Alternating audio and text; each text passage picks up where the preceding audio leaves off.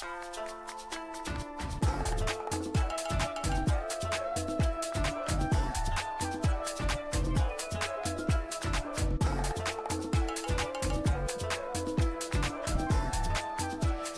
morning, buenos dias, live from New York.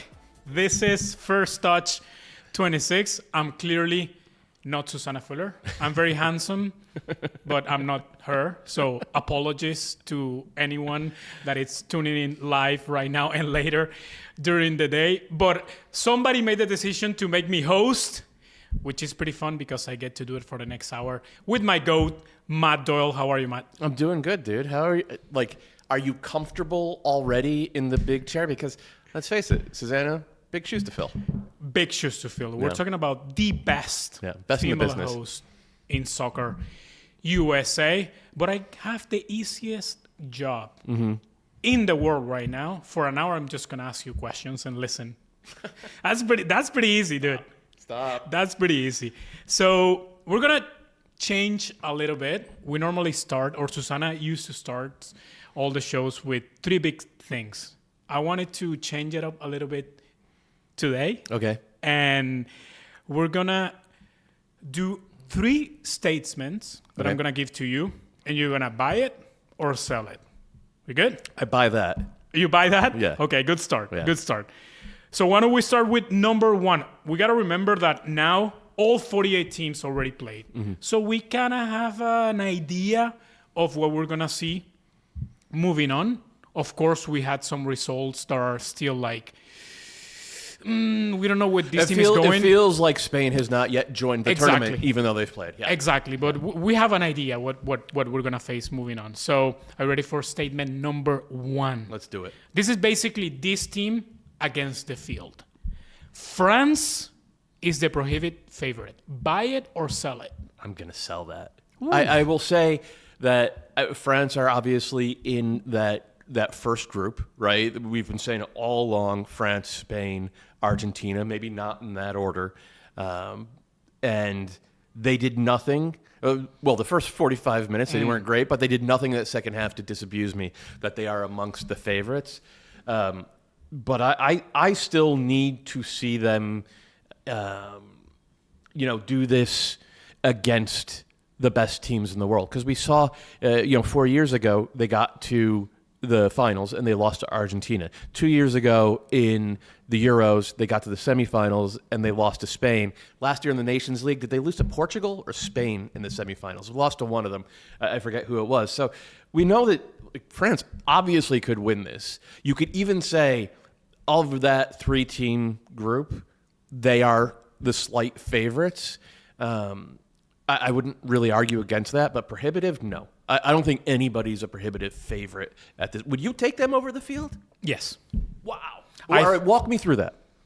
I just think no team is even close at the firepower that they have. Okay. And when, in the second half, and I don't want to offend anyone. I don't want Zlatan to call me ignorant. So I'm not going to use the word arrogant. I'm going to use the word confident. I think when they decide to play and Mbappe and Olise and all that group find space, they're unstoppable. Yes. They're unstoppable. I agree with that. I don't think any team comes close. But haven't we seen... And they played, excuse me, and I think they've played, of all the favorites, they beat a really good team. Yeah. Oh, I agree with that. And the second half was one-sided. Like Senegal are one of the dark horse teams that we all loved coming into this tournament. And as good as they are, France, the gap in the first half felt like the gap in the second half. It was insurmountable for as good as Senegal are. But I need to see France, with all their firepower, do this against Spain and do this against Portugal and do this against Argentina, because those are teams that can deny space, that can actually make the game tight and compact.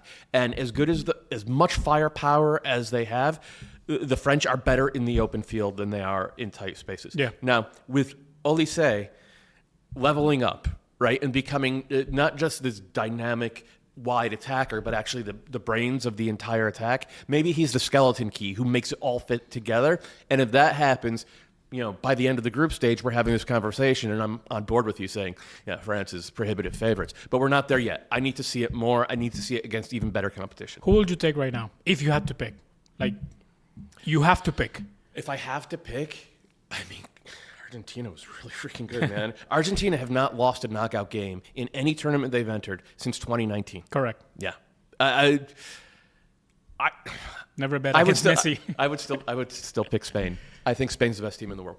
Yeah, we got to remember that Spain didn't lose, and Argentina did lose against Saudi Arabia in 2022 to start, and the world was crumbling at the moment, and then they end up winning. So that was the easiest of the statements that I have for you. This is going to heat up. Are you ready? Let's do it. Number 2. Portugal needs to bench Cristiano Ronaldo. Buy. I'm buying that 100%. Cristiano has just the difference between who he was 4 years ago when he was already very old and now is substantial. Look, he's one of the greatest goal scorers any of us have ever seen, but he's only in it for himself at this point. And I think Thierry Henry did a good job of demonstrating that with a little clip. We all know the clip we're talking about because everybody in the world saw it, but it hits harder when it's Thierry Henry being like, this is selfish. This is not good soccer. He's only in it for himself. Like, he took a goal away from Bruno Fernandes, and you could see Bruno, like the old Simpsons bit of like you could see the moment his soul left his body. Like, that was Bruno Fernandes on the field, and I think the rest of the Portuguese players felt that way as well. Like, there's 2 people in the world who think that Cristiano should still be starting for Portugal. Unfortunately, one of them is the manager, and the other one, of course, is Cristiano Ronaldo. Yeah. It was very frustrating watching Portugal yesterday. Yeah. They had, I was checking the stats, but if we go by the FIFA official website and the stats, they had over 740 completed passes, just one shot on goal. Yeah. The whole game. Yeah. And it's frustrating because, in my opinion, they have the best midfielder in the world in Vitinha, and they have the best midfield in the world with João Neves, with Bruno Fernandes, with Vitinha. And talking with one of my best friends, it's Portuguese. I play soccer with him through college. So he's very well known in the sports of soccer. And he was basically resigned after what he came to the World Cup like, this is it. This is the best chance that Portugal have ever had. And I know you touched up on that with Dave and Susana yesterday previewing this match. Because in the past, this is not by name maybe their golden generation. Because at one point they had Figo, Rui Costa, a young Cristiano Ronaldo. Yeah. But this team felt more ready to win. Yeah. And then you see what you saw yesterday. And what it frustrates me the most, and the Portuguese fans that I've talked, including my friends, is that they say there's no other solution. For them, the solution is not benching Cristiano Ronaldo. I asked, what about Gonçalo Ramos? He said, he's less mobile than Cristiano. So they're basically already resigned of, this is the team, this is the starting 11, Cristiano has to play, and if it works out, it works out. But it's the vibes, in my opinion, Portugal vibes were very high before the game yesterday, and now they're below surface. Yeah, it's one of those things where because they exert so much control through central midfield, they're going to tilt the field against almost anyone. So they have to have different ways of creating space in the final third, and a mobile center forward, right? Like if you could put Ferran Torres, even though Ferran Torres isn't the greatest player in the world, his movement is fantastic, and he's going to confuse defenses. And then you can release Bruno Fernandes, with one of those runs, or João Neves is very good at making those runs from even deeper. They don't get any of that with Cristiano on the field because he doesn't stretch the field. He's not going to run in behind anymore. He doesn't help in possession. He's just in that central channel, either occupying the center backs or drifting to the back post. He's not making the hard near post run, not pulling the plug and getting anyone out. It's tough. I know what they're saying about Roberto Martinez and Gonzalo Ramos, and Roberto Martinez is kind of have his hands tied because there's not an obvious different archetype of center forward they can go with. But it feels, and I don't want to overreact to one game. It feels like they have less optionality and fewer ways to win than the three teams we were just talking about in France, Spain, and Argentina. We're going to talk more about Portugal in depth when we look back at yesterday's action, but I have my third statement, and I think this is going to be your favorite. Okay. And you're going to be so fired up for this one. Having watched England win and play very, very well against a really good team as Croatia, Thomas Tuchel was proved correct about his squad selection, meaning no Foden, no Palmer, etc. I'm not going to buy that or sell it. I'm going to put it on layaway until we see them do it in the knockout rounds. What I will say is that I was proved wrong. I was proved incorrect about Thomas Tuchel because I thought he wanted everything to be very, very boring, and England were not very boring. They were releasing the fullbacks in different ways. O'Reilly was underlapping at times. Reece James was pushing forward. Obviously, Harry Kane is going to go everywhere and drop it to the point that Peter Schmeichel on Fox's coverage thought it was Harry Kane who actually played that ball through to Jude Bellingham in the second half. Maybe not the best moment of commentary there. It was the most exciting game England have played under Tuchel for a neutral. At the same time, I still think water finds its level, and I think as the games become more tense and more difficult, this team is going to get more and more compact and more nervy. It's what we see from England in every tournament, basically. And it's going to come to the point where I really do think that they'll miss Trent's ball progression, or they're so structured. They weren't yesterday, but in general under Tuchel, they're so structured. Having a guy like Cole Palmer who breaks, his genius is his ability to break the structure and turn these improvisational moments into goals. So I still think they're gonna miss that. So I'm putting the buy or sell on layaway, but I will hold my hand up and say that England did just produce 90 very watchable minutes, which I was not expecting. I agree. Well, that was buy or sell with Matt Doyle. Yeah, I'm a little bit more broke than I was 15 minutes ago. Good start. So why don't we move officially to yesterday's action? And we got to start with one of the teams that we just touched, and I think the biggest news from yesterday is Portugal against Congo. 1-1. I'm going to read one of the notes that our wonderful production team put here. It's mostly about DR Congo. Their first point in World Cup history. After 52 years they were Zaire in the past. Now they become DR Congo. Now their first World Cup as Congo. First goal, first point. Lumumba Villa. And Portugal takes the lead very early in the game with João Neves, and you think, okay, this is going to be Portugal's going to cruise. Yeah. No. Congo was, after the goal, very well organized, and they were really dangerous in offensive transition. Were you expecting that? I was not. As soon as João Neves made it 1-0, I thought, this is...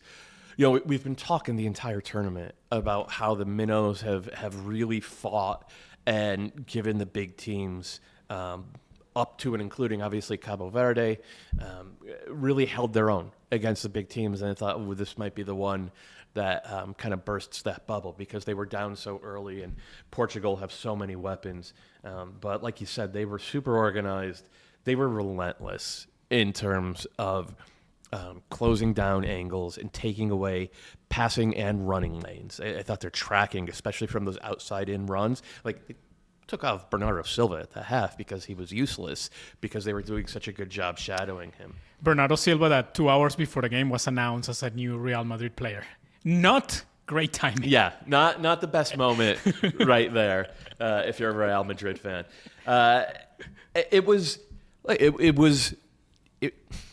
It's another bit of evidence about the expanded field and how it has not diluted the competition. And even though I still really do prefer the 32-team field, I'm happy for fans of DR Congo, especially coming off the kind of magical performance in AFCON. To spin it forward into this kind of result is pretty spectacular. Coming back to Portugal, obviously we've been talking about Cristiano Ronaldo. He became the oldest outfield player to start a match in a World Cup history. With 41 years and 132 days old. Going back to Cristiano, and what we're talking on our buy or sell at the top, I think this is all on him in the sense of he has to choose. And like Thierry Henry said yesterday, the team needs to score. You don't need to score. So we heard some of Kylian Mbappe's own criticism when he acknowledged a few days before the World Cup that he needed to be better at defense. And we know there's a difference between Real Madrid Kylian Mbappe and France Kylian Mbappe, right? And there's a difference between some James Rodriguez club level, James Rodriguez with Colombia. I think Cristiano Ronaldo needs to make a decision because this is his last tournament. Yeah. There's nothing after this with Portugal. Yeah. Or at least... there shouldn't be. And it shouldn't be. Yeah. I think he needs to be very introspective and make a decision of what do I want here? Because this is his last chance. Michele, it shouldn't be his decision. That's the crazy thing. No, but decision of like, I need to make this run. Yeah. I need to be more useful. Yeah. No, I'm not talking about benching. I'm talking about himself and his play. Right. He needs to be self-aware. Yeah. But he's never been that. There's a reason people call him Homelander.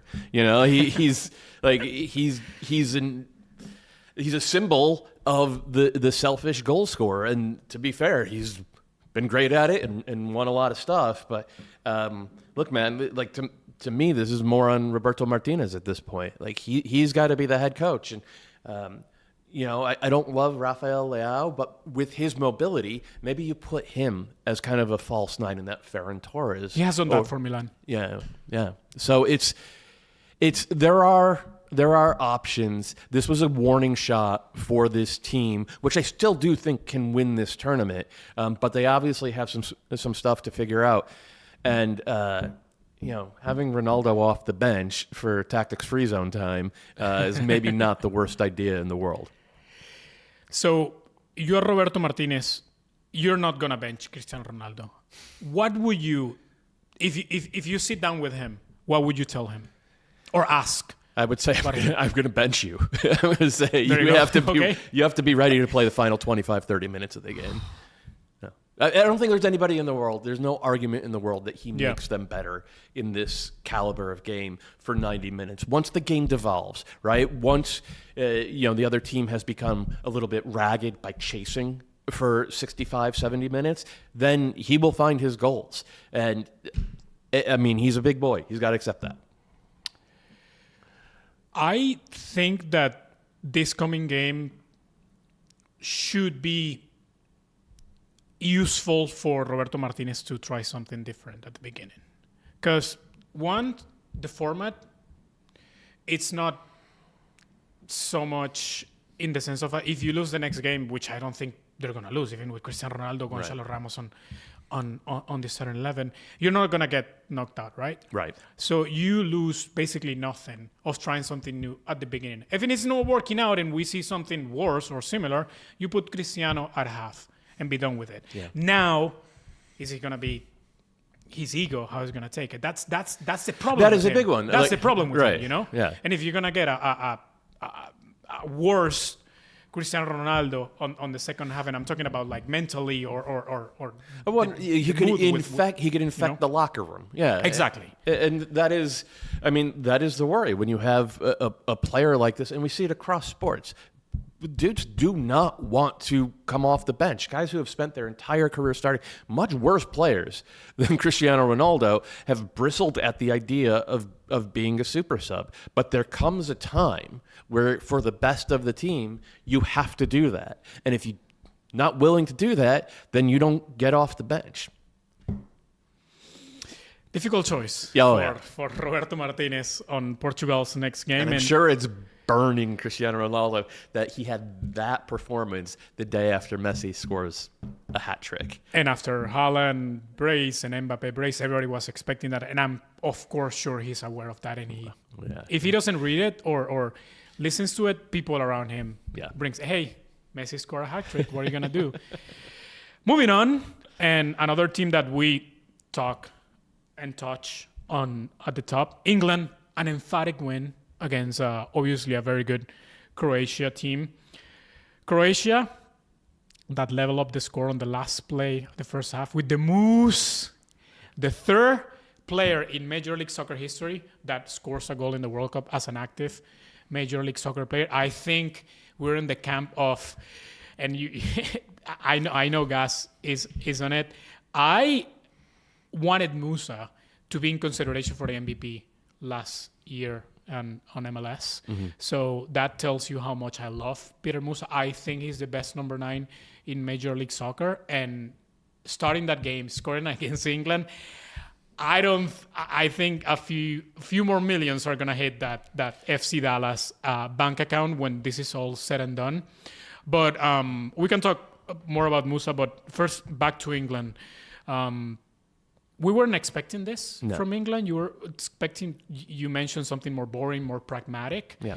And we saw a team that it's maybe finally ready to put the ghost of the past in the sense of like something similar of what we saw in the past with teams like Portugal or in this case England, that or Tuchel with his squad selection is not putting an all-star team together. It's putting a team that is that is functional, right? Right. Because when you hear other English players of that era, especially Paul Scholes is one of the few ones that have been very critical of that era in the sense of like, yeah, I know it's Gerrard, Lampard, Beckham, me as in Paul Scholes, we all had to play, but it didn't work out. Right. So it's basically names because who are going to leave on the bench, so managers were like obligated to play them. It was like the Cristiano discussion we just had. Exactly. Yeah. So now Tuchel made the decision of leaving talent and names, quote-unquote names, of the squad, Palmer, Foden, to try to make the best team, as in team. And so far, so good. Yeah, I mean, especially when you consider the pain that Croatia has inflicted upon England in the past couple of tournaments. Granted, this is not the same Croatia team. Like, no. Luka Modric is finally looking his age, or close to it anyway. They don't have the same sort of dominance through central midfield that they did. Yeah. Their strength is on the back line, but the back line is relatively young. This is a team that I think is a cycle away from being a quarterfinal caliber team. I'm also going to throw a caveat up there. The penalty goal came off a set piece. The second goal came off a set piece. It wasn't a classic meat wall, but if you look back, there's like everybody's saying, "How is Harry Kane so open?" Well, look at the picks that they're setting at the top. At the penalty mark, you can't get out to him at that spot, so he had a free run up. It's a really well designed set piece. I would like to see the refs blow the whistle on that one. And then the interesting thing to me was coming out of halftime, that goal Bellingham scores. Because in the first half, Croatia were playing a zonal, sort of a 3-4-2-1, a very familiar setup. They were losing central midfield because of it, but I don't think they were losing the game because of it. I thought they were right in there. And they made a change at halftime, and they played man. They played pure man marking for 5 minutes. And England, to their credit, I think it was Elliot Anderson in particular, recognized it. If you go back and watch tape, you could see him pointing it out to his teammates, is saying, like, they're marking man. Drop deep, rotate. Drop deep, because, like, that's how you beat man marking. We all saw the Quakes with Matias Almeida in MLS. Like, we did. It caught people by surprise at first, but after, 3 months, everybody's like, oh, we know how to beat this. Jude Bellingham drops deep, and then immediately turns and sprints, and it's a brilliant ball from Anderson, actually, the guy who identified it, and he runs in on goal. So it was really good recognition, and I think it speaks to the idea that this England side is more of a team perhaps. They have than more they've solutions, been. too. Yeah. But at the same time, they're not going to face that again. I thought it was insane to come out and man-mark this England team that has so many players who are so good in the open field. So, look, I actually texted my buddy Alex. Shout out, buddy. After this game, like, he should be really happy. He was a little bit upset that they were gassed at the end, he thought. But like, as a neutral, to see England play like this, it was shocking and it was fun, and that was the shocking point about it. But there needs to be more data. There needs to be more indications that they can do this against Spain, France, Argentina, Portugal, Germany, and Brazil. And I won't believe it until I see it. And this is a stat I saw. This is the first win at the World Cup for England against a top 15 team since 2002. Yeah. So it was when they beat Argentina 1-0. That's right. David Beckham, PK. Yeah. Yep. So it was a fantastic win for them, but like, I don't think this is the way the games will look if they make a deep run, and God forbid, actually, like, if England win the world, I'm throwing myself out that win. Knicks in England, like 1 month apart. This is a difficult tough summer for you. Summer, buddy. Tough summer. Question. Okay. Obviously,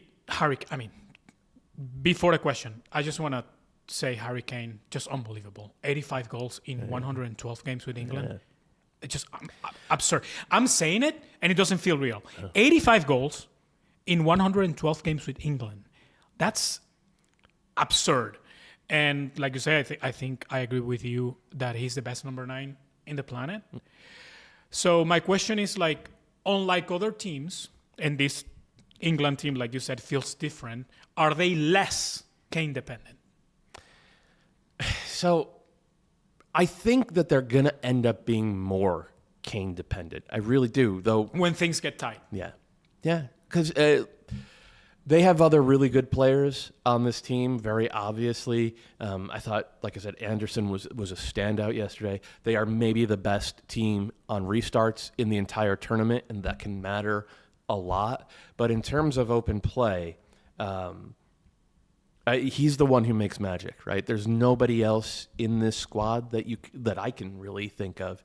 And he's their best player, right? And we saw what happened. Like, it took Messi playing his best soccer for Argentina to finally win the World Cup. If England's going to win the World Cup, Harry Kane is going to have to play his best, his most legendary soccer. It's just the way it is. Is that a good thing? Is that a good thing that if they become Kane dependent, is that a good thing? I mean, they already are, right? It's if I were the coach, I would have opted for more flexibility in terms, just to have another club in the bag to play. But Kane is so good at so many different things that he's a one-man deliverer of that. And you know, if he plays great, they have a real chance. Would you say that England is the best of the big teams that have looked better? Because it feels so long ago, but Germany looked great. Yeah. You know, France, obviously. Yeah, I think France's second half was overwhelming and special, and moving Olise into central midfield, swapping him and Dembele, and like making Olise the one who's central, like not just central in terms of where he is on the field, but more central to the idea of who France are, right. And letting Dembele be kind of a more tertiary player, again, both literally and figuratively. I think that's a really good move, and I think that like I said, he might be the skeleton key for a version of France that nobody can stop. This Group L, round 2, England will face Panama, and Croatia will play Ghana. And talking about Ghana and Panama, I think for our CONCACAF sickos, as we are, disappointing result last night with Ghana beating Panama 1-0. Carlos Harvey, MLS player, starting and playing all 90 minutes. Coco Carrasquilla left on the bench the whole game. You have Oof. to wonder. Yeah, you have to wonder if that's just the injury is lingering. Something. Yeah. I refuse to think that if he's able to play, Yeah. Carlos Queiroz decided to I'm not gonna play you. So Ghana wins 1-0. I think Panama was the best team, but they couldn't score. And Ghana just one shot on goal, one score. Good night. Yeah. Vámonos. I mean, that is the platonic ideal of a Carlos Queiroz win is to have 35% possession and be defending for your life the entire night, and then get a late goal out of, I don't want to say precisely out of nothing, but it did not feel like it was coming. I feel bad for Panama because, like you, I agree that they were the better team. I think if Coco's healthy, they probably create more in the final third and maybe even get a goal and maybe even get a win. But they fought. We've watched Panama a lot of games over the past 20 years. And 20 years ago, this program was nothing. They were they were a baseball country, and so to be at this point where they're opening their World Cup against a team like Ghana, who's been here before a lot, and frankly outplaying them, even without their best player, I think it speaks to their progress as a national team. It's called comfort, though, because they could have had at least a point, and that would have put them, I don't say in a good position, but it would have at least left them with a fighting chance. But now you look at the rest of their schedule coming up, might be curtains. Yeah, they play England their next game. And I said Carlos Queiroz, I meant Christensen, Panama's coach. Fantastic coach. That's what I was going to say. We have a high opinion of him. He's a fantastic coach, and I'm sure something wrong was with Coco yesterday for him to not play. We can check out the standings of Greece, this Group L. Obviously, England top in the group, 3 points plus 2 goal difference. Then Ghana with their win against Panama, 1-0. And then as of now, Panama and Croatia are eliminated. But of course, it's just round 1. But it doesn't look good for Panama. We gotta remember this is their second World Cup. Mm-hmm. They lost all 3 in 2018. In Russia, and hopefully things get better. But next game is against Do you find England. yourself rooting for the CONCACAF nations? Not really. Okay. Not rooting, but I want them to get good results. Well, specifically Panama. I have really good friends that are from Panama, and they're right now covering the team here in the World Cup. And for them, I mean, Panama is such a small country. It's I don't want to. I mean, size-wise, it's I'm not gonna say because of the expanded World Cup, because we already made it for Russia 2018. Right. But I was there when they qualified for Russia 2018, and it was the biggest moment in country's history. So I just want them to have the joy of getting a point, getting a win. Yeah. But next 2 games against England and Croatia, with I want pressure, them to win the game against England. How about that? I know you want that. Me too. Obviously, but I'm not necessarily rooting for CONCACAF, but I'm not rooting against, if that makes sense. But Panama, in particular, I have really good friends, so I will be very happy for them. Yeah. That makes sense. No, it does and it doesn't, because I have really great friends who are Knicks fans, and I was rooting against the Knicks. Like David Gass? Because who? People who's... the last thing I want is my friends to be happy. Why am I hosting the show? Why is David Gass not here? Because the Knicks parade is happening, not right now, but it's starting in...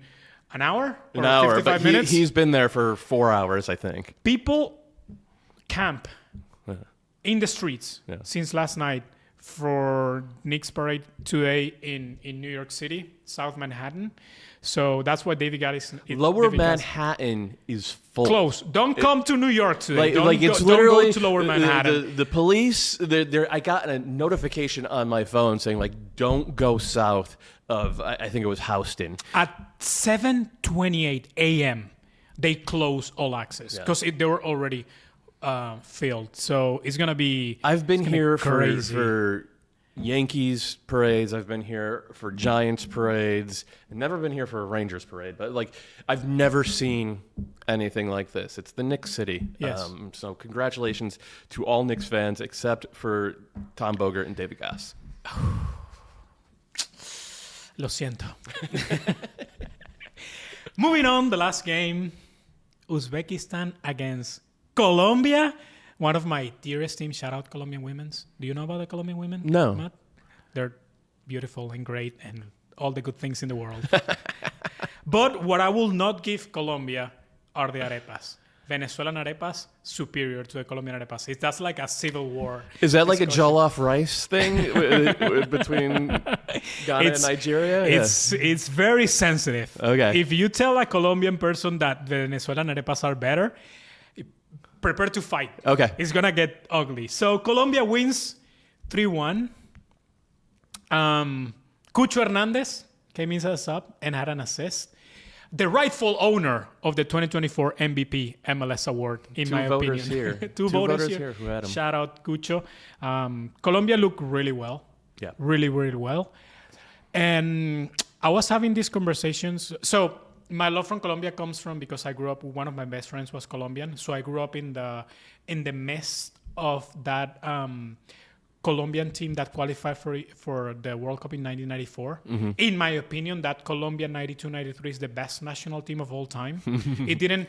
If you want to watch the best sports documentary, go to watch The Two Escobars from ESPN, and you'll understand why that 1994 Colombian team didn't perform the way it should have been.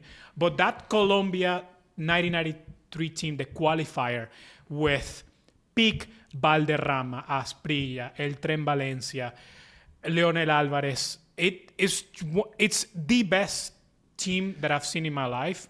They went to Argentina in Buenos Aires and they beat Argentina 5-0. Yeah. The Argentina of Redondo, Batistuta, Canilla, Maradona, etc. Prior to 1994. Maradona wasn't on the field, but he played then on 94 and we already know what happened. So I love Colombia. And I've been having this conversation with a lot of Colombians.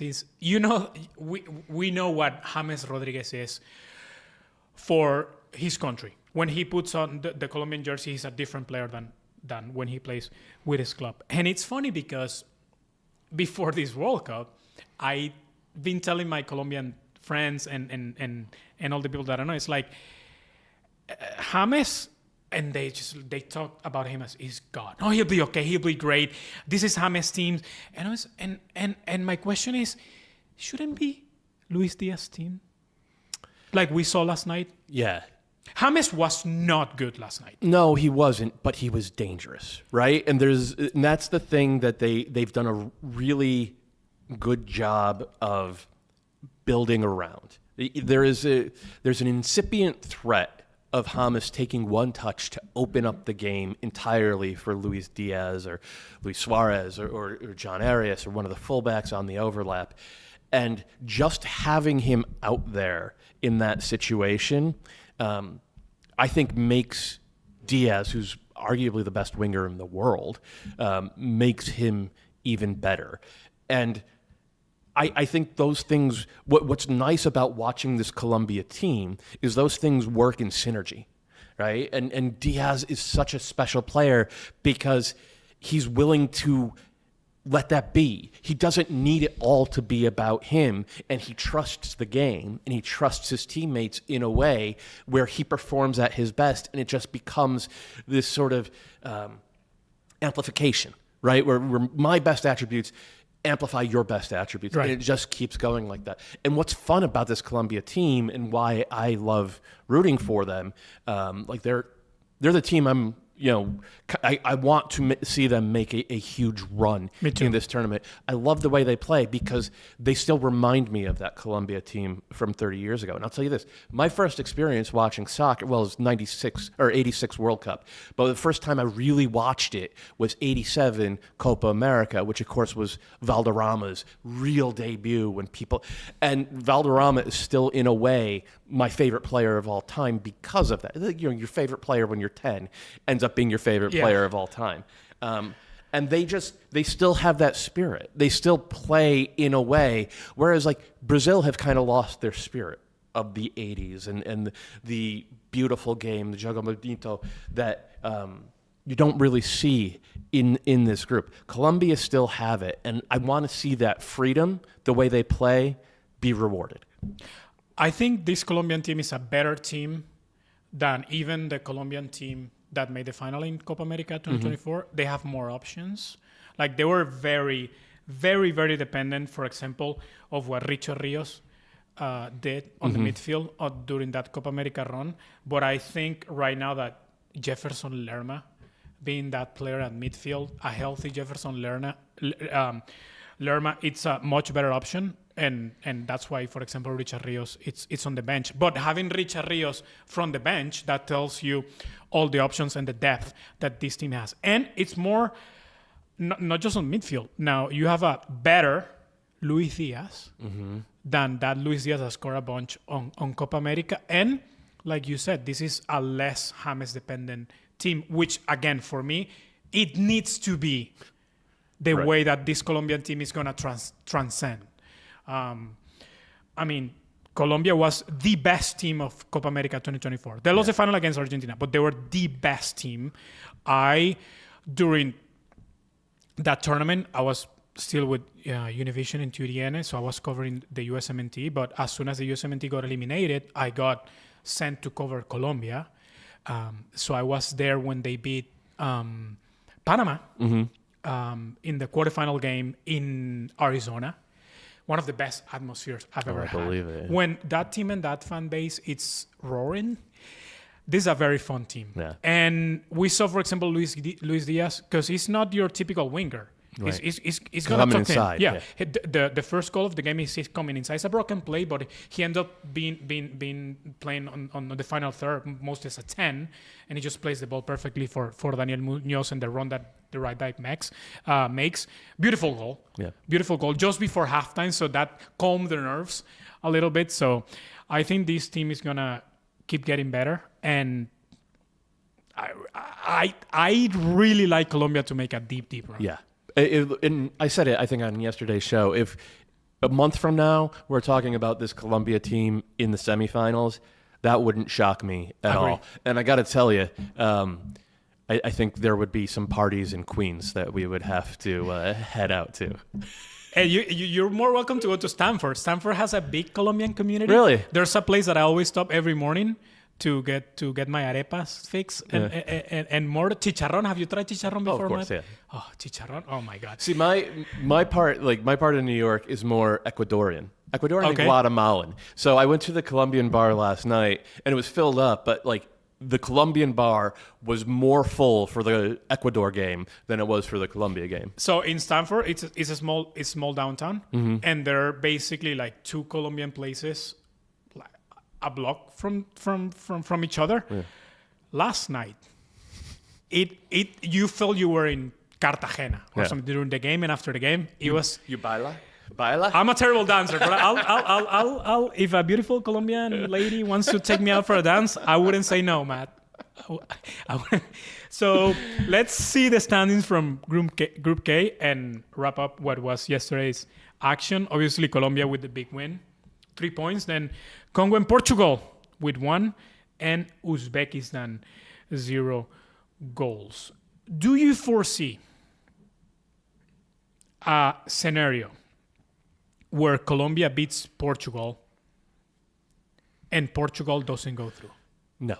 So because of the format, because of you see Portugal obviously beating Uzbekistan, and I mean you don't see Portugal not taking a point. So Portugal plays Uzbekistan, I think Tuesday. The next games for this group are on Tuesday, and it's Portugal, Uzbekistan, and Colombia, DR Congo. And I think what we're going to see... Correct. June 23rd. Yeah. Portugal, Uzbekistan at 1 p.m. Eastern Time, and then Colombia, DR Congo at 10. So I think what we're going to see in this group, and probably across the tournament, is the talent gap. Now that the nerves are gone, I think the talent gap is going to start to show. To grow. Yeah.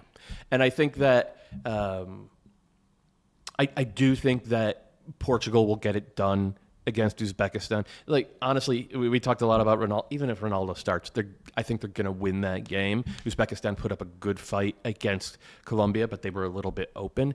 And as good as DR Congo were defensively against Portugal, I just think that Look, man, if you put James against a low block that's just sitting in and you give him 1,000 chances to hit a magical pass or take a magical touch, he is going to find a couple of them. And then you have absolute killers in the box between Suarez and Diaz. I like Colombia's chances. And then that third game, I think what will happen is Portugal will have more to play for. As Colombia played beautiful ball, and it's a little bit open. And I think Portugal knows exactly what to do against that type of team. Okay. We'll see. We'll see. That wraps up yesterday's action. So it's time to do our North American soccer segment presented by soccer.com. Make sure, please, to visit soccer.com for the widest selection of World Cup products. Free shipping, Matt. Free shipping on orders over $49. Basically, it's free shipping because all the jerseys all the jerseys. Balogun is sold out, back order for like the next year. It's unbelievable. So please visit soccer.com. Let me ask you every this. soccer need that you have. Do you like the striped U.S. kit better or the blue? I like the stripe better on TV. Yes. But once I saw them both live, I like the black better. Okay. And so... But I like both. I love both because my favorite kit, and I think you agree, is the Waldo. Yeah. So it's like a representation in honor of the Waldo. But the black one with the stars live, I was in love. Yeah. Because you don't see like the stars don't pop, and you don't see like the details on TV, but live, it's a beautiful kit. So that's the one you would like wear around town or dancing with a beautiful Colombian woman? It's dancing with a beautiful Colombian. I will wear all the Colombian kits if you ask me. So, our North American soccer segment presented by soccer.com again. And you guys already touched on this. Please go to the SoccerWise feed. You and Dave got a preview show of what is going to be USA-Australia tomorrow. Mm-hmm. And, of course, we're going to talk about that game tomorrow more morning. In depth tomorrow morning on a live show starting at 9:30 a.m. But Christian Pulisic, we got to talk about Christian Pulisic. All the reports, including our own Tom Bogart from yesterday, for the third day in a row, he's not training with the team. He's doing his own fitness training. He's jogging, he's running, he's playing with the ball, but he's not training with the team. From what I've talked with people, I'm not reporting anything. Mm-hmm. This is all my feel. I will be shocked if Christian Pulisic starts. So, first of all, hearing that, what are your thoughts? So, we went through the preview yesterday, Goss and I, under the assumption that he was going to be okay. Because everything coming out of camp is, he's going to be okay. But then you see the reports yesterday. I thought he was going to train yesterday. Yeah. And then you saw the reports coming out of LA yesterday that he's actually still off to the side. And that does give me some pause. And it does open up the, then who do you start in his place conversation. And we went through it. It could be Brendan Aronson, who is not precise in the final third, but he works. And against a team like Australia, you want someone who just works and works and works. It could be, Alexander Dejas, who knows how to deal with he wears number 10 for a giant club. He knows how to get kicked. He knows how to meet the moment. We see it every single time in the Liguilla. He's the, if you're exchanging like player for player, he's the most closest to Pulisic that this team has. Yeah. And then there is, I thought Goss made a good point. Tim Weah has played there. And he is a guy who, throw 2024 Copa America in the trash. Tim Weah has had big moments as attackers for both club and country. So there are some options for Mauricio Pochettino here. If there is any doubt about that calf, I agree with you. I think you rest him. I think you don't start him for sure. And if you think he can only go a half hour, then you play him for the final half hour of this game. That was going to be my second question. Let's say he gets cleared to play, but he's not 100% because he's not 100%. It's match day -1 today, and he hasn't trained with the group the whole week. Let's say he gets cleared to play. Would you play him at all? Would you risk him if you're Mauricio Pochettino? This is just the second game, and you already have 3 points in the bag. Yeah, if he's cleared, then you trust the doctors and you say, okay, we're gonna play him because he is cleared to play. Okay. But because you have that padding from the huge win over Paraguay, you don't have to take any unnecessary risks. And what I mean for that is if he's cleared to play 45 minutes, you don't start him and play him for the first 4 or 5, nor do you bring him in at halftime. You play him for 30 minutes. You say, okay, we're going to play you for the final. If we need him. Yeah.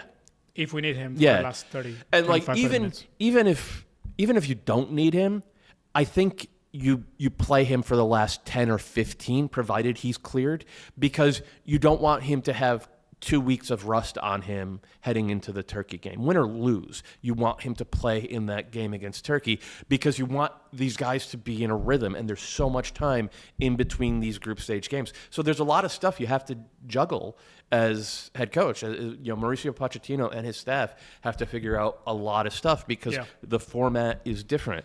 But the hope is that we get word over the next 24 hours that Pulisic is fine and that we'll see him from the start because he's 90 minutes fit. That is the best outcome if you're a U.S. fan. And of course, today being match day -1, we're going to have a Mauricio Pochettino press conference, and we're going to hear more about training. We're going to see if Christian Pulisic trains with the team, and we're going to have more clarity. And tomorrow morning, our 9:30 live show, day 9 of the World Cup, previewing that crucial game between the USMNT against Australia. So we'll talk more in depth. That was our North American soccer segment presented by soccer.com. Make sure, please, to visit soccer.com for the widest selection of World Cup products. Free shipping on orders over $49. Wow, this hour is flying. And we have so much to talk yet. So we're going to talk about today's. Just so our viewers know, we always plan for a 45-minute show. And then it ends up being an hour 20. We're already on 51 minutes on. So we're going to try to keep this preview short, except with one. Okay. Except with one, because we have a great segment that you are bringing us when we talk about Mexico. So we're going to start obviously in how the schedule is set. At noon, Group A, Czechia with 0 points against South Africa with 0 points. South Africa lost against Mexico, the opening game of the World Cup, 2-0. And Czechia started ahead against South Korea, but then South Korea came back, and Czechia with 0 points, they lost 2-1. Quickly, what do you expect from this game that can not necessarily... given the format, if you lose today, you still has a chance on the last game to advance as one of the best third. But basically, it's saying bye-bye to the World Cup. Yeah, I thought South Africa looked kind of overwhelmed and disorganized against Mexico, and Mexico weren't sharp enough to punish them. Czechia played an entirely different way, right? It's going to be long balls, first ball, second ball, and go direct. In theory, that is easier for South Africa to deal with. And... look, man, we've seen teams play a little arrogant in the past, and it wouldn't surprise me if Czechia came out here and were a little bit looser and a little bit maybe disrespectful towards South Africa based upon what South Africa did not show in the first game. And I would love to see South Africa get a win here. I don't think it's going to happen, but at least make the Czechs earn it. I agree. Yeah, I would love to see that. And when you see South Africa, 2 red cards against Mexico, the pressure, the nerve, the altitude of Mexico City, it's the opening game of the World Cup. It's not a easy spot to be in, right? 3 p.m. Group B, Switzerland against Bosnia. Both teams draw 1-1. Switzerland against Qatar and Bosnia against Canada. This feels like winner advances with Canada to the next round. It does. I know Switzerland didn't finish off their chances, and the final 15, 20 minutes of the game against Qatar were that was a real soccer game, right? The last quarter or fifth of that game. But I thought overall Switzerland did a good job of I thought their process was good. I thought they were creating the types of chances that you would expect them to finish. And I think if they do that again, no disrespect to Bosnia and Herzegovina, But I think Switzerland have the firepower to turn that into goals, and they certainly have the defense to turn goals into wins. Bosnia and Herzegovina, I hope Nzeko gets on the field. He deserves that curtain call, but they do not look like the type of team. They did not against Canada, I think, look like the type of team that has any kind of deep run in them. We'll see. Bosnia against Switzerland at 3 p.m. This is Group B. Both teams with 1 point. Moving on. One of our favorites, of course. 6 p.m. Eastern Time, Canada against Qatar. Canada had the chances to beat Bosnia, but terrible game from Jonathan David. Very bad game from Ismail Kone. And I think that was my main takeaway when I was talking the next day, doing the morning show with Dave and Susanna. Kone needs to be better. Yeah. I thought he was, I don't know if he was nervous. I think he all was. The pressure. Yeah. It's the opening game of the World Cup. You are the main man in midfield. We know what Eustáquio can do. We know what other players can do. But you are the difference maker. I thought by time he hid from the ball. Yeah. He needs to be more on the ball. And we saw it when Canada scored is because he was on the ball on that play. He generated the chance and Canada scored. What did you see from Canada and what do you want to see later today?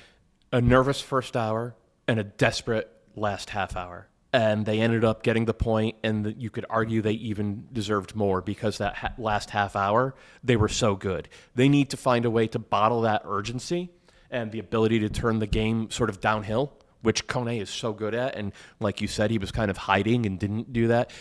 If they do that from the start against Qatar, I think they'll find the same kinds of chances that Switzerland found. And I trust that front line, whether it's Kyle Larin, Daniel O'Shea, or Jonathan David, who, as you said, was really, really bad, to turn that into 3 points. Good news from the Canada camp. Moise Bombito apparently has made a lot of progress. Same with Alphonso Davies, who is the best player in CONCACAF and, for my money, the best left back in the entire world. Jesse Marsch says he expects both of them to play. And made it sound even like Alphonso Davies might start, which would surprise me. I can't imagine you go from he's been nursing a muscle injury for a month to we're going to throw him out there from the whistle. But that is spectacular news for this Canada team. If they get this win, they're basically guaranteed to go through. They need to do whatever it takes.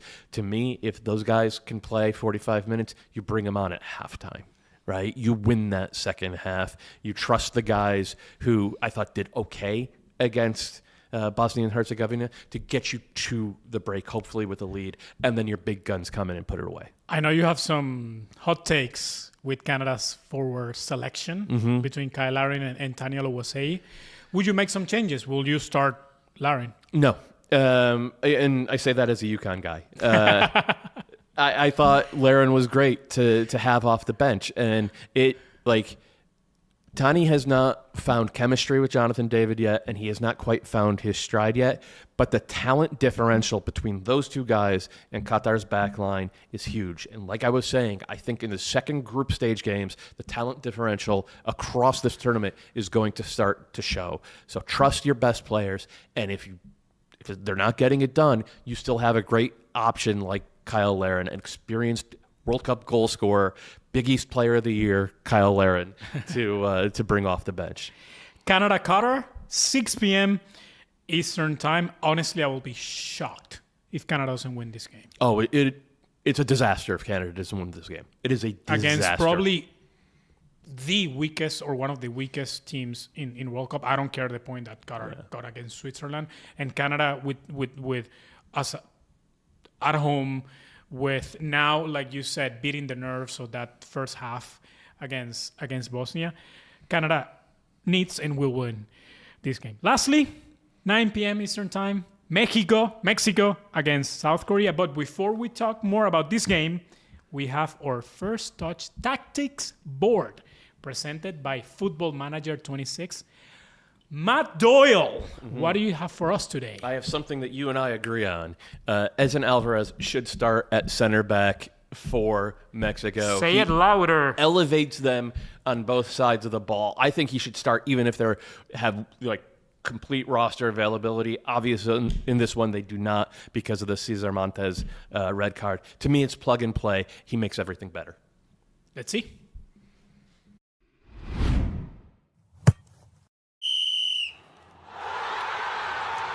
When Edson Álvarez drops into center back for Mexico, it changes the entire shape of how El Tri attack. Normally, Álvarez is your defensive midfielder, the guy anchoring in front of the four. But slide him back to center back, and suddenly you've got a ball-playing defender who could switch the field, carry under pressure, and read the game at the highest level. That ball security frees your actual midfielders to push higher, and then here's the real unlock. Jesus Gallardo. With Reyes as a stay-at-home right back and Álvarez next to Vasquez, Gallardo doesn't have to worry about being the last man on that side. He can bomb forward, overlapping, creating 2-on-1s, delivering into the box.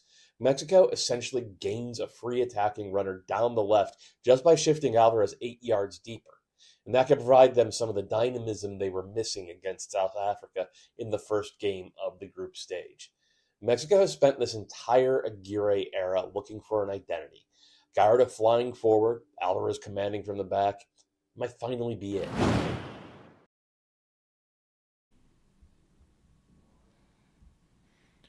Thanks, Matt, on the video. Thanks, Matt, in person. Wow, you're in two places at the same time. It's technology. Crazy. So this segment is presented by Football Manager. Football Manager 26 International Mode is available now. You can download on Steam or your favorite console, PlayStation, Xbox, or Nintendo Switch. Plus, take advantage of the sale running from now through July 9th and save 50% off. Now, that's a deal. Yeah. 50% off of anything. It's a great deal. Are you a PlayStation, Xbox, or Nintendo person? I'm a Nintendo person. Yeah. Let's go. Yeah. Mario forever. I still play. I have a Nintendo Switch for every weekend flying with MLS with the portable. Yeah. Oh my God. Mario Kart. We're going to have to play. Yeah. Oh, Let's okay. go. All right. Unbeatable. All right. Rainbow Road forever. Okay. Mexico, South Korea, Matt, obviously. Mexico, you said Cesar Montes suspended. Now, Edson Álvarez, we can safely say, and all the reports from Mexico and me talking with my people over there, Edson Álvarez is going to play center back. And like you said, this should be the norm. Yeah. Like, I think the Mexico that we're going to see today, also reports say that phenom 17-year-old Gilberto Mora is going to start ahead of Fidalgo. So we're going to see a midfield of Lira, who was great. I thought it was for awesome. me, best on the field. Yeah. From Mexico against South Africa as the number 6. And then Brian Gutierrez, starting again. Mostly with Mora on the field, Brian Gutierrez is going to play a little bit more deeper, helping more of a Malik Tillman role with the USMNT. He can help Lira. He can progress the ball. He can. So he's going to be all over the field. Gilberto Mora is going to be more of a 10. And nothing is going to change with El Piojo Alvarado, Quiñones, and obviously Raúl Jiménez. But the big movement is choosing to play Edson Álvarez as a center back and keep Lira as a number 6. Yeah, and it makes sense. Like, obviously, I'd made the video about it, so I think it makes sense. But on top of the stuff that he does for them in terms of line-breaking passes and just accurate and timely distribution that gets them on the front foot, he's a really good organizer. And what we saw from South Korea throughout qualifying, and then especially in that game against Czechia, they have a very difficult attack to track. These guys, endless motors, but also endless sort of creativity and ingenuity in terms of the spaces they occupy and the way they, swap spots. And Lee Kangin, his ability to, create magic out of nothing. And suddenly, Son, you think he's going to be off your inside shoulder and he's off your outside shoulder. And you have to track all of these different things. And so getting a guy like Edson who has the ability to do that and to be vocal about it. You watch him play and he's always directing and communicating. I like that is going to be where the game is won or lost for Mexico. Can you keep track of South Korea's attack? Whether South Korea is in possession, in transition, whatever it is, they need to be organized. And then you could use that against South Korea because they throw numbers forward. They're not a timid team at all. And that's the point of Edson Álvarez. Like, okay, if he's winning the ball and facing upfield, he can break two lines. And you're off on whether it's Jesus Gallardo or Gutierrez picking it up in a pocket, or best yet, Gilberto Mora. Yeah, and I think that's why they're choosing Mora to play today, because he's dynamic. He's going to occupy those pocket of spaces that South Korea is going to leave. And I'm really excited to watch him. I mean, he's arguably the best 17-year-old in the planet. Mm-hmm. And if people haven't watched him, you can go and watch the highlights of Gold Cup last year when he was he just turned 17. So in that Gold Cup, he just turned 16, and he started the final against the U.S. Javier Aguirre's like, go ahead, my boy. Yeah. And he plays at Xolos de Tijuana, and I don't think he's going to last too long in Liga MX. He's gone. When he turns 18, bye-bye. Benfica, Porto, or Sporting. At least. That's the floor to start. So if I was him, right? Yeah. If I was any talented teenager, I would want one of those clubs to be my first, or maybe like a Lille. Netherlands, like PSV, on that level, right? Yeah, because like you want to go to a place where you're going to get high level games, but you're also like, they are not the type of team that buys. It's not Chelsea. They buy so many young players, and you get lost in the wash. Like, no. If they invest in you, they're invested in you. And that's the type of talent he is. He's sold when he's 18. He's 3 years in a top Portuguese team. And then if all goes well, he's sold for $85 million to Barcelona or Bayern Munich. Group A standings. Obviously, Mexico topping the group with 3 points and +2 differential. And South Korea with that win against Czechia, 2-1. And Czechia and South Africa still looking for their first points. Well, Matt, I think that's it, my man. Yeah. We've been gone over an hour. So I have one more for you. Yeah. All right. So this is from the SoccerWise Discord. And our guy Frank Dolan asks, what has been the most interesting tactical trend that we've seen thus far? I don't know that I've seen an actual overarching tactical trend. I haven't seen nothing that out of the ordinary. Yeah, I would say maybe the one thing is that the teams, the big teams that took a lead and then sort of put their foot on the gas and really pushed, like, don't stop attacking. The teams that Germany, that were the U.S. that were courageous about how they wanted to play, ended up getting rewarded. Yeah, I mean, talking about the U.S., that could be one, like choosing to play Malik Tillman alongside Tyler on midfield and pushing Weston a little bit further up the field. And they could be, obviously, they are fairly interchangeable on the roles. I think that could be one. I think what we saw, not necessarily a tactical change, but like a desire to play soccer, like we saw against from England, like you said, taking advantage of the defensive shape that Croatia was using. I think that was pretty good from England. Yeah. But I haven't seen something like necessarily like has popped out at, oh, this team did this and they won because of this. Right. There's a couple of teams where they're doing something interesting, but there's not something that, like, we haven't seen anything that's like, oh, there's a new meta in the game and we're learning all about it. But maybe that's what the second round of group stage games will be for. And I think now we're going to see, like you said, like the big teams obviously have more pressure, more nerves to start the right way, like Spain against Cape Verde. And we haven't felt, and I agree with you, we haven't felt this like dilution of the 48 teams. I think we're going to start seeing that, and we're going to start seeing the gap gets bigger. And I don't foresee any surprise of us advancing on the round to 32 and even to a round of 16 at the end. So Mexico, South Korea, 9 p.m. I'm very excited to see this version of Mexico with Edson Álvarez center back and Gilberto Mora starting. It's going to be fun. Yeah. So that's the show. We are live. It's 10:39.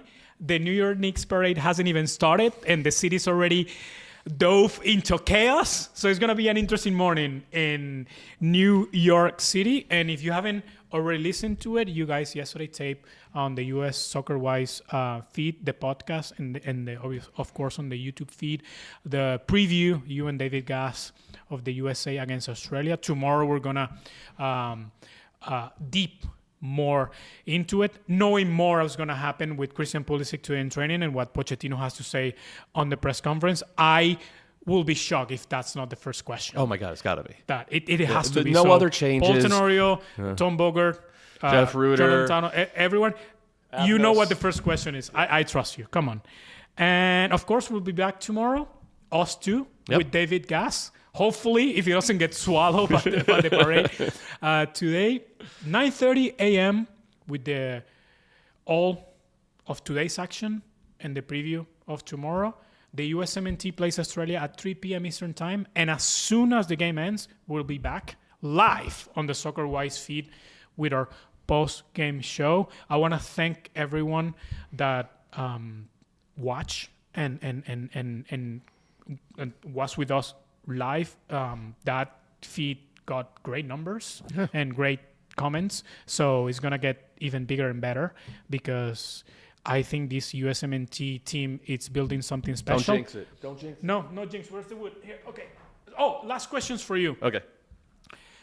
All the momentum and the building. Do you think this game is gonna be the most USMNT game watch of all time tomorrow against Australia? No, just because it's on during the day, it is a holiday, but I don't think everybody's going to have it off. I think last week is still going to be number one, but I think this will be close. Okay, that's it. That's it. Thanks for watching. See you tomorrow, 9:30 a.m. And I'm sorry, Susanna's not here. She'll be back in a few days. David Gass is back tomorrow. Don't worry. If the Knicks, don't do their thing today, it's going to be... I don't even want to go outside. I'm scared of going outside. Bye. Good morning. Thank you.